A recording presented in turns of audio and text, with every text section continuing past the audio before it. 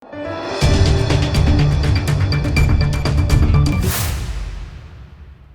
દર્શક મિત્રો, આપ જોઈ રહ્યા છો લોકમૈત્રી ન્યૂઝ। હવે જોઈએ અગત્યના સમાચાર। ભરૂચના ચોલાદ ગામે ગેરકાયદેસર માટી ખનન પર છાપો તેમજ ભેળસમ સાયખા માર્ગ પરથી 4 કરોડનો મુદ્દામાલ કબજે લીધો હતો। પ્રાંત અધિકારીએ ભરૂચના ચોલાદની સીમમાંથી 3 પોકલેન્ડ અને વાગરાના ભેળસમ સાયખા રોડ ઉપરથી 6 હાઈવા ટ્રક સીઝ કર્યા।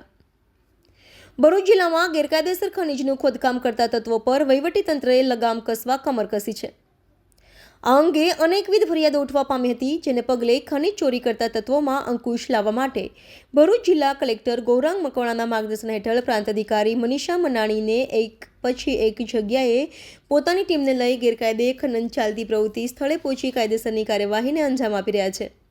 ત્યાં જ ગતરોજ નાયબ કલેક્ટર મનીષા મનાણીને ભરૂચના ચોલાદ ગામે ગેરકાયદેસર માટી ખોદકામ ચાલતું હોવાની માહિતી સાંપડી હતી।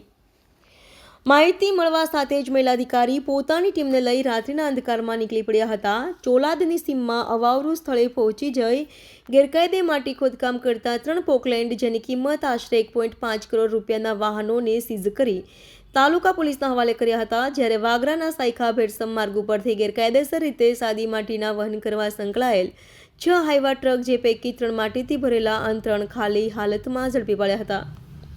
6 હાઈવા, જેની કિંમત રૂપિયા 2.4 કરોડના મુદ્દામાલ કબજે લઈ વાગરા પોલીસને સુપ્રત કરી કાયદેસરની કાર્યવાહી હાથ ધરી હતી।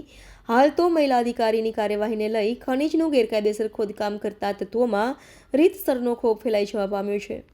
રિપોર્ટર ભરત મિસ્ત્રી, લોકમૈત્રી ન્યૂઝ, ભરૂચ।